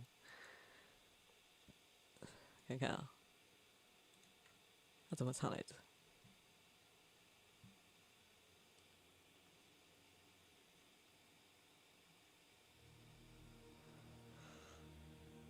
哦，我的睡意回来了。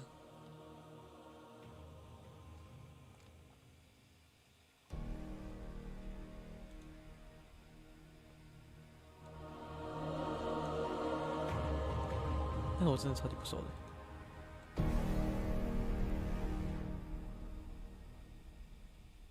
左手右手，我踩着高下去，像稳定的闪电，把时光匆匆兑换成了年，3000世如说不见。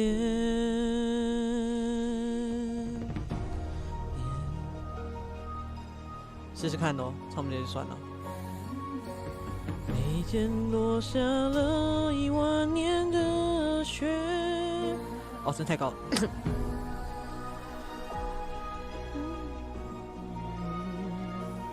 那是我。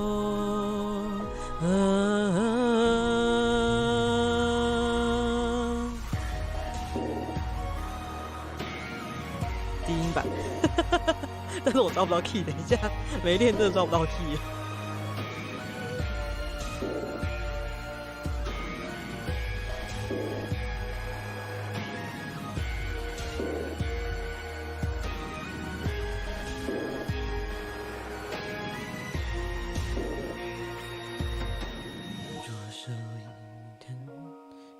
我真的抓不到这起 key 在哪里。珍珠摆渡在忘川的水间，当烦恼能开出一朵红莲，莫停歇，给我杂念。手指着月，右手取红线，赐予你和我如烟的情缘。月光中，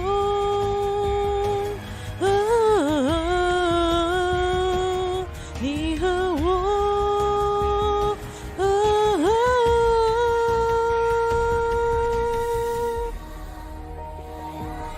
低音可以的，但是原 key 不行啊，而且还抓不到起 key，完蛋了。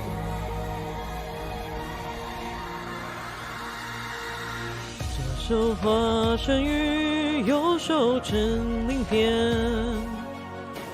某时在云上，某时在林间，愿随你用引力围城的模样，在所有城市浮现。那牵你右手放下你，上不去，自己唱一唱就发现真的上不去。上不去了，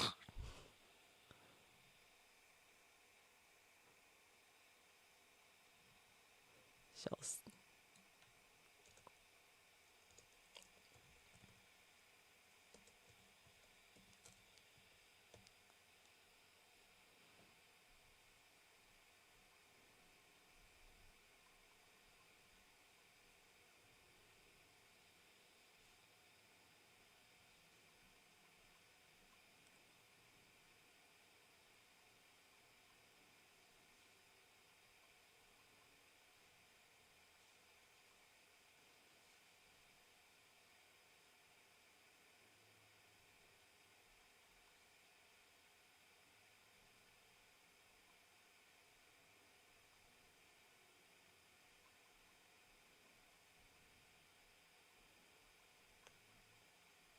我继续找 Nico 的，Nico 的比较多，平常没在唱的歌，因为 YouTube 找来找去就那几首，所以唱来唱去也就那几首。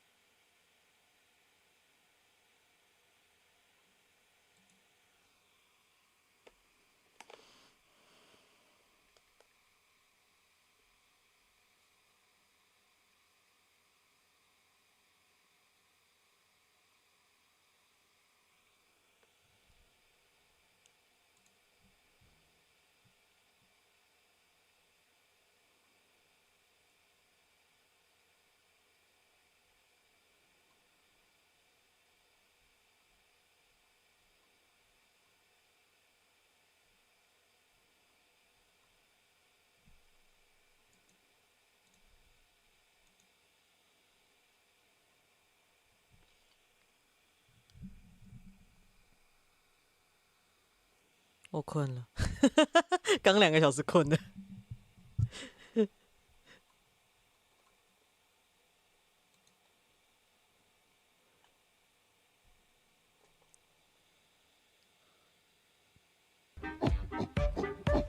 袋鼠现在处于一个非常想睡觉的状态，然后在唱歌。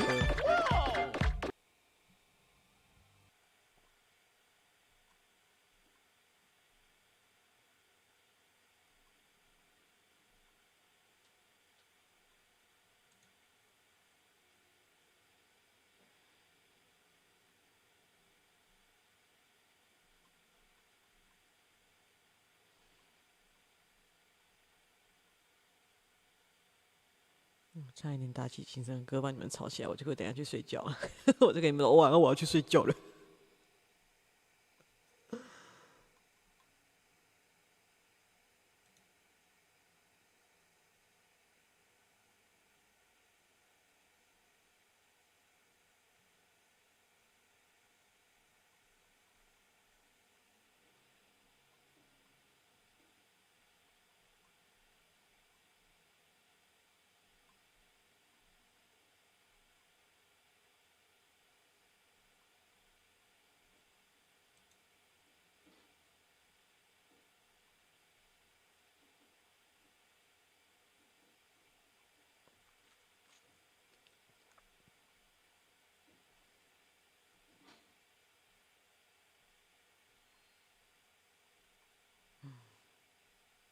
我听到有人在用气炸锅，但是我现在不想出去看是谁。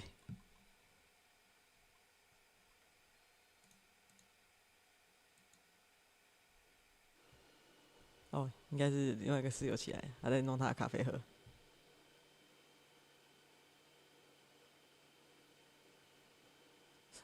等一下，收音有那么清楚吗？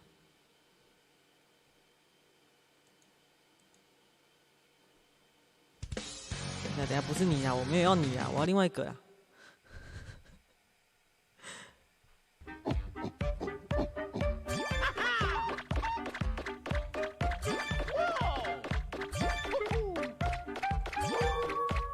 然后 off vocal， 他一直给我跑过去是怎样？吵死，生气。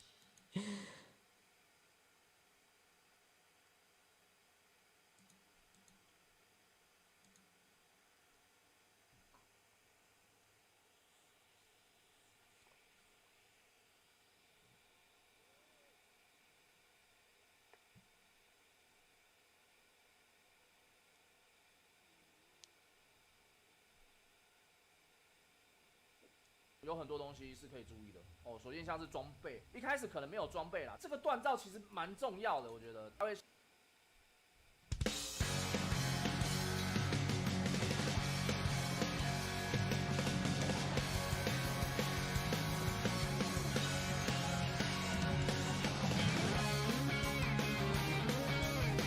矮袋鼠的年代歌单又来了。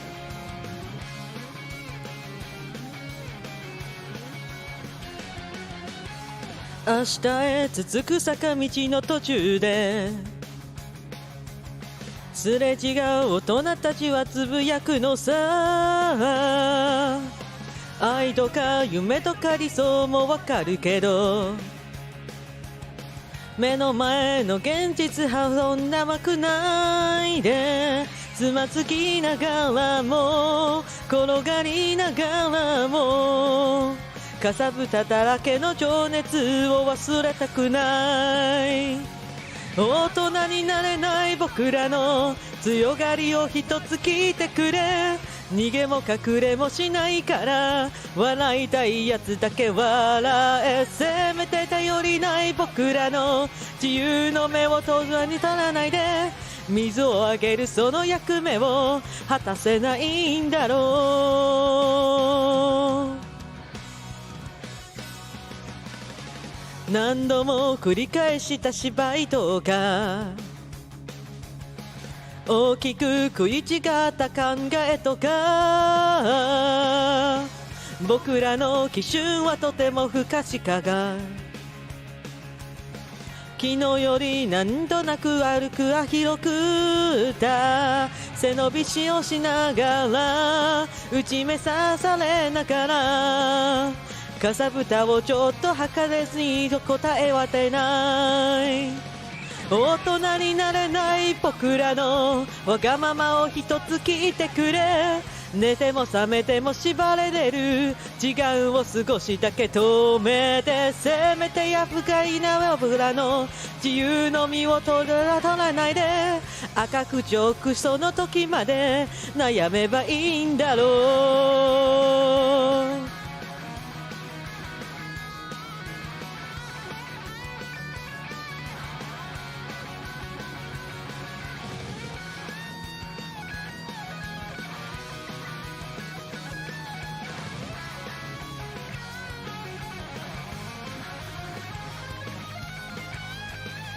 大人になれたい僕らの強がりを一つ聞いてくれ逃げも隠れもしないから笑いたいやつだけ笑えせめて頼りない僕らの自由の目を罪を取らないで水をあげるその役目を果たせないんだろう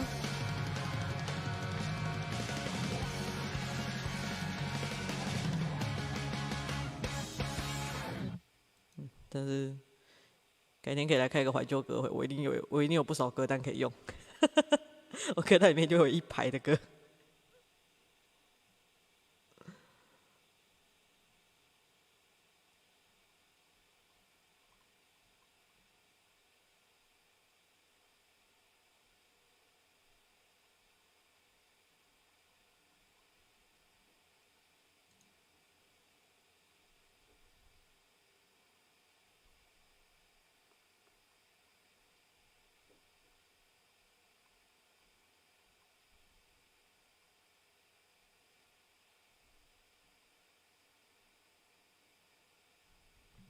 我来试一下这首好了。昨天把另外一首昨天跟前几天有把其他2首唱过了。最近很红的电影，很多人跑去看的电影，我还没去看，我真的还没去看，我有点懒，之后再说了。因为我对这个题材真的是没有到很有兴趣。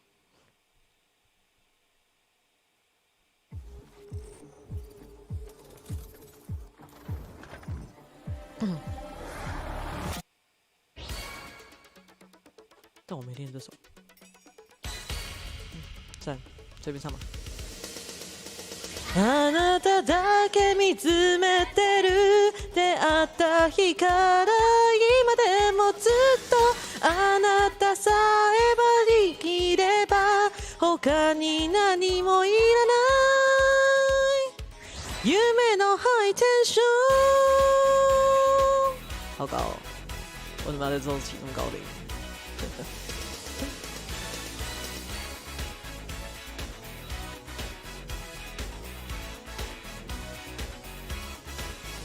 願い事叶えたの柔らかな冬の日うつむき息恥ずかしそうなスペシャルドライビングデイあなたがそう喜びから化粧待つ止めたわどこにいても止まるんだわ車も詳しくなだしせかされも好きになったわ迷っているけどこの程度で一生ついてゆこうと決めた怎么唱来着？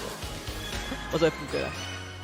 あなただけ見つめてる出会った日から今でもずっとあなたさえばそにいては他に何もいらない愛のハイテンション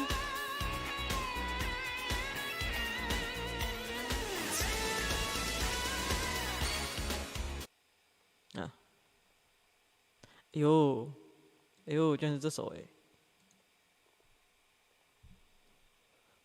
现在对这首还会有那个的有多少人？我都不知道，等一下我看一下啊。哎，他们有 off vocal 吗？这人我记得他有做啊。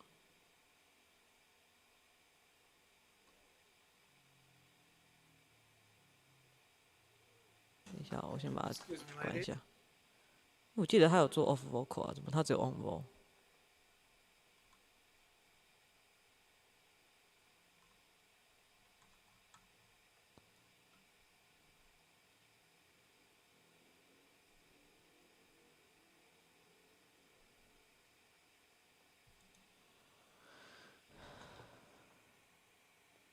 看一下。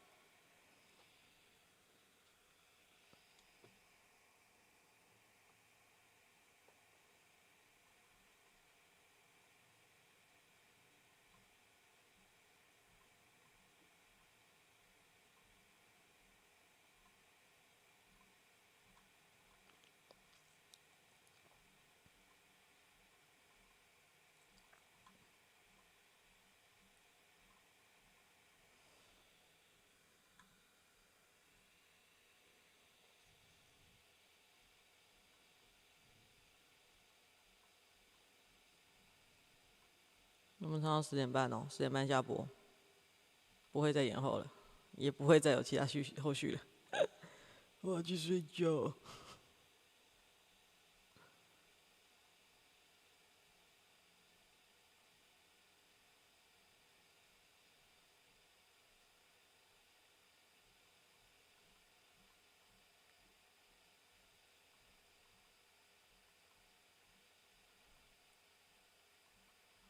等一下买历史也太多了吧！我的天哪，我要疯了。找不到，算了，等晚点找到有再说吧。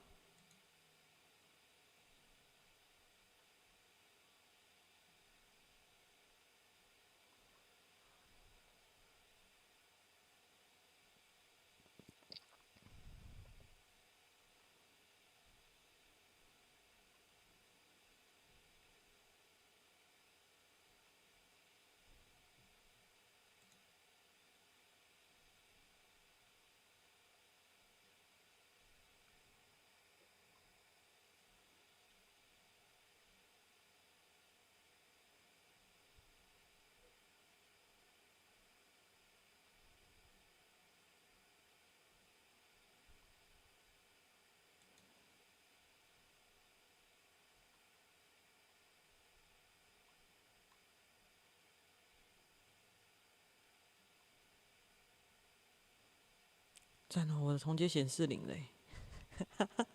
哎，虽然我知道这是骗人的，上次也是同阶显示3还是2，然后就最后大家在讲话，明明就5个人。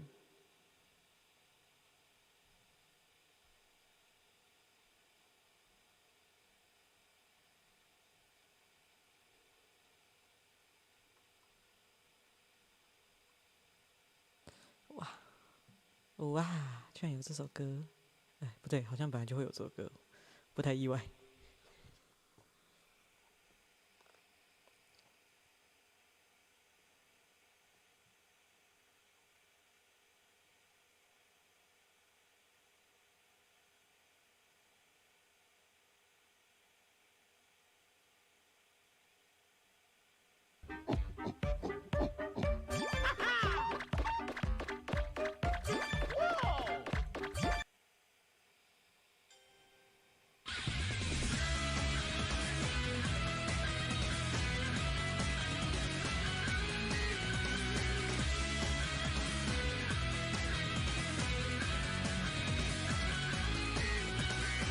隠せないほどまぶゆい光、静寂破りこの世に蘇る。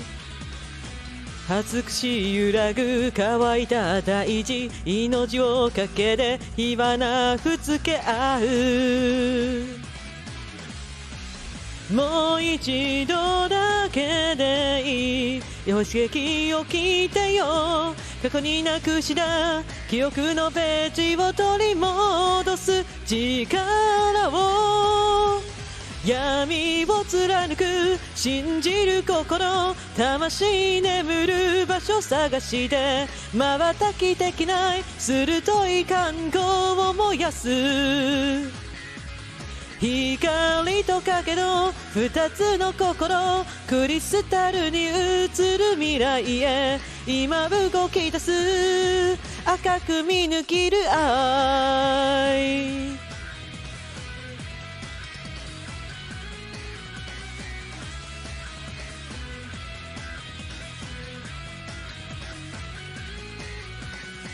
互いの傷を舐め合う日々に終わりをつけて静かに立ち上がる。小さなあたり灯した夜の君と交わした約束守り抜く。霞む蜃気楼が君を見せるよ。進んだ先に何が起きても負けはしない覚悟で、奇跡は起こる信じる心、迎えに来た勝利の女神が全てを倒す。どんなかき回り怯えまい、迷い続ける二つの心、色あせることない世界へ今輝くよ、重なり合った愛。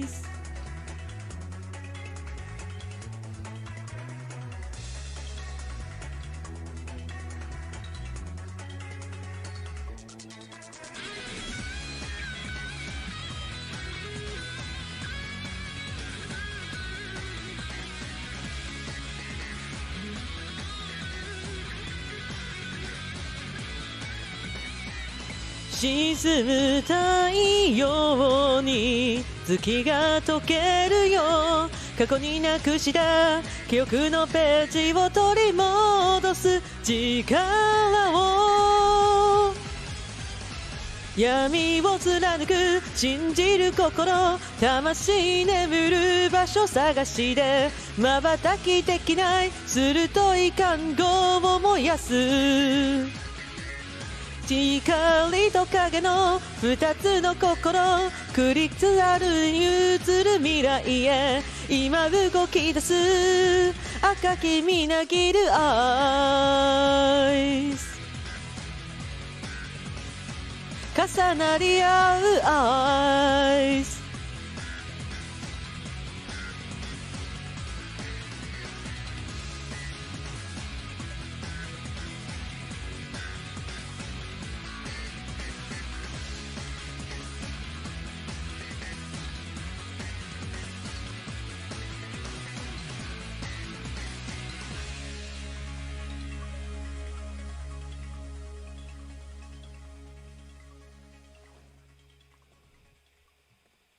听到没？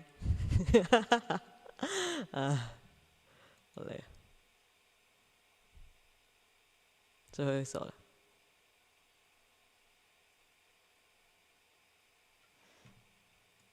要玩这首吗？玩一下好了，然后我就可以下播了。不知道会不会破音耶。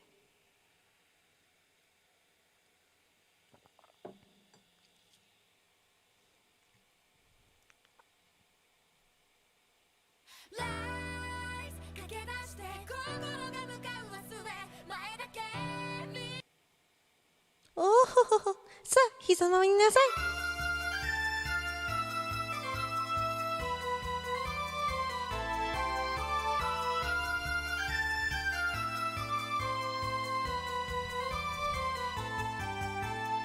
昔々あるところに悪逆非道の王国の頂点に君臨するは弱い女世の王女様、絢爛豪華の浄土品、顔の欲に試し使い、合間の山へはジョセフィン、すべてがすべて彼女のもの。お金が足りなくなったなら愚民どもから絞り取れ、私に逆らう者たちは粛清してうまい。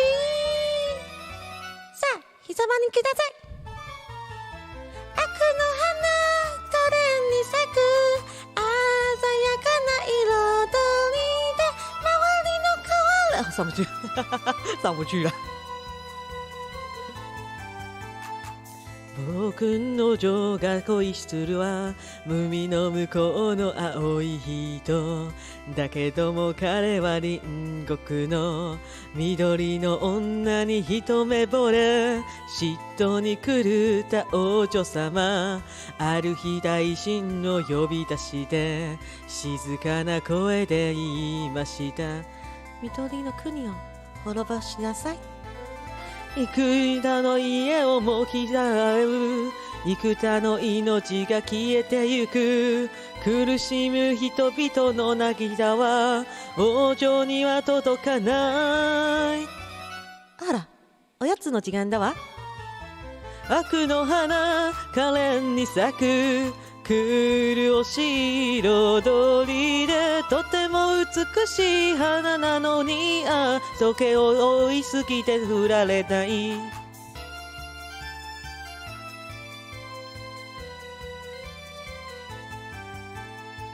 悪の王女を倒すべくついに人々は立ち上がる。向こうの彼を祝いは赤い鎧の女剣士、つもりはその怒り、国全体を包み込んで、長年の戦で疲れた兵士たちは動的ではない。ついに王国は染まわれて、家臣たちも逃げ出した。可愛く可憐な王女様、ついに囚われても、この無礼者、悪の花可憐に咲く悲しげな彩りで、彼女のための楽園はもうなく桜崩れていく。昔々あるコトロに悪逆非道の王国の頂点に君臨してた弱い女世の王女様、処刑の時間は午後3時、教会の鐘が鳴らる時間、王女と呼ばれその人、一人親で何を思う。ついその時にはやってきて、終わりをつける鐘が鳴る。民衆などには黙もれた。彼女はこう言った。あら、おやつの時間だわ。悪の花可憐に散る鮮やかな彩りで後々人々こう答る彼女はまさに悪の娘。完了，高音真的上不去了。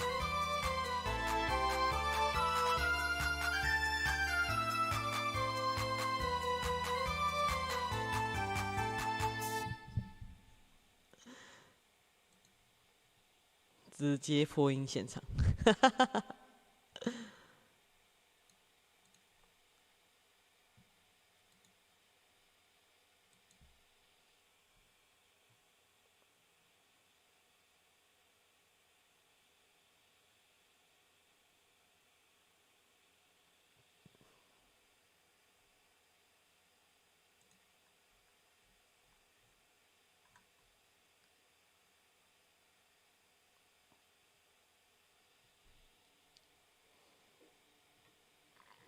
好，那我们今天先这样吧，10点半刚好了。